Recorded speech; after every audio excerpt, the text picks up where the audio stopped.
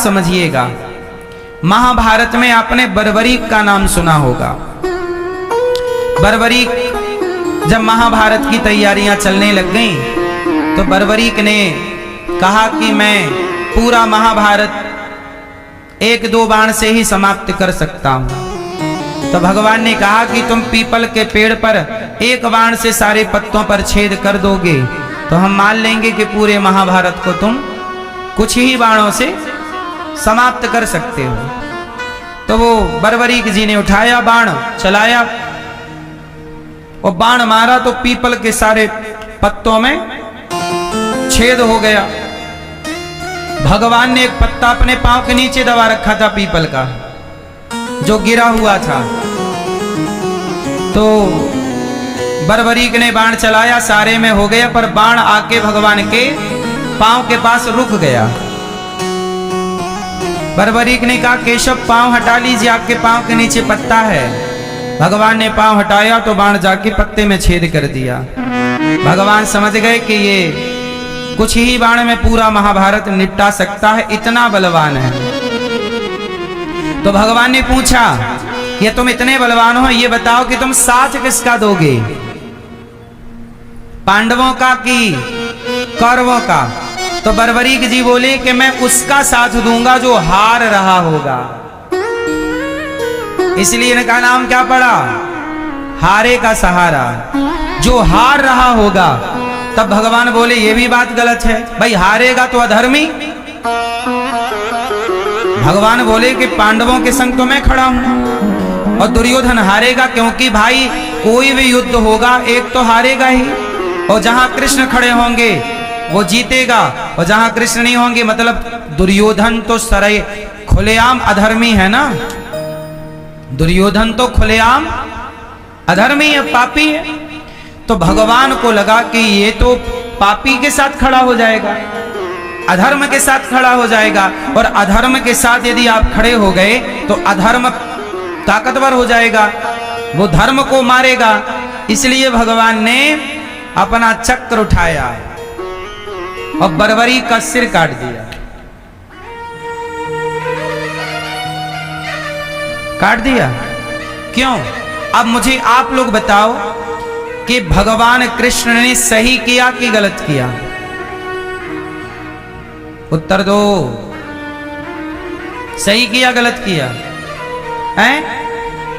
सही किया। क्यों सही किया? कि जो व्यक्ति गलत के साथ खड़ा हो वह समाज के लिए गलत ही है, वह समाज के लिए कभी सही नहीं हो सकता। तो भगवान ने सिर काट दिया।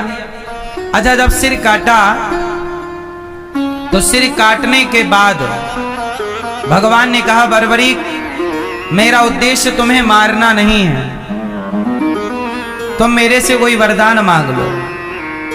तब बर्बरीक जी ने कहा कि प्रभु मैं इस महाभारत को देखना चाहता हूं।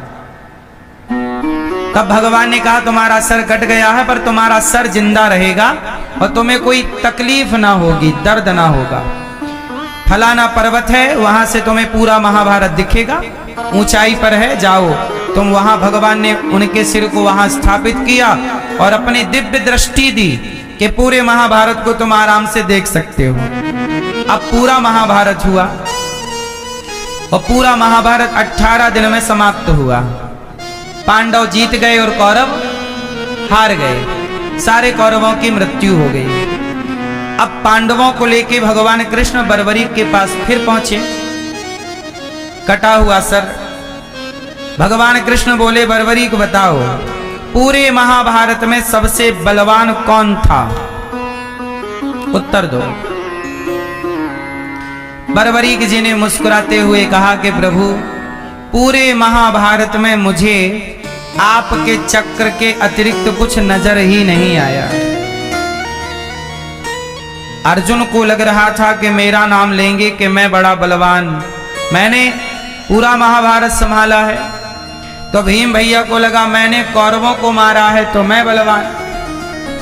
सबने अपनी अपनी डींगे भर रखी थीं, पर बर्बरीक जी ने कहा कि प्रभु आपके सुदर्शन चक्र के सिवा मुझे कोई भी वहां पर कोई किसी का अर्जुन जो बाण चलाते थे वो 4 कदम पे गिर जाते थे। आपके सुदर्शन ने उन्हें पावर दी, शक्ति दी।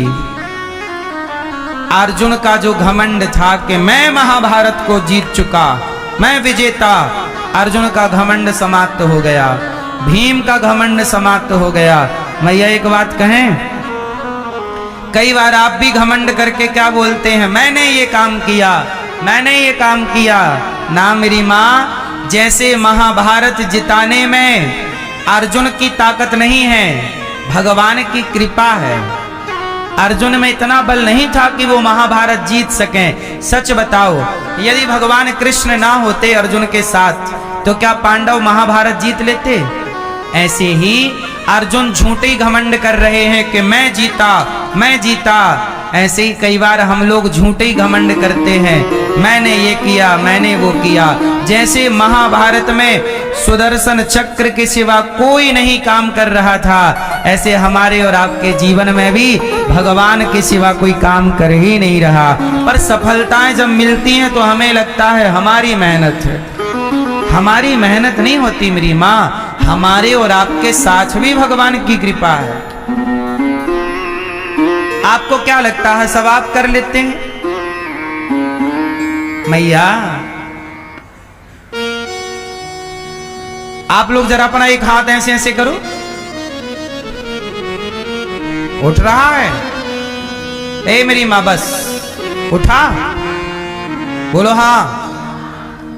अब ना कभी हॉस्पिटल जाना तो मरीज को डॉक्टर कहते हैं जरा हाथ उठाओ, मरीज नहीं उठा पाता, 1 इंच हाथ ऊपर नहीं कर पाता। बोलो हाँ, डॉक्टर उसे प्रैक्टिस कराता, हाँ हाँ उठा उठा, हाँ हाँ हाँ अच्छे अच्छे, उठा उठा उठा। नहीं नहीं, मरीज जो हॉस्पिटल में पड़ा है, जिसको कोई ना कोई बीमारी है, आप लोग कितने आराम से अपना हाथ उठाते हैं, लेकिन आप ही होंगे एक टाइम बाद जब अति वृद्धावस्था आएगी आपकी, तो आप ही अपना हाथ ना उठा पाओगे। सच बताऊं, ये हाथ उठाने की जो शक्ति है ना, ये शक्ति भी आपकी नहीं है। यदि आपकी शक्ति है तो फिर मरीज काहे नहीं उठा रहा? उसकी शक्ति उठाना, तू अपना हाथ उठा, दौड़। पैरालाइसिस हो गया तो काहे नहीं दौड़ रहा है?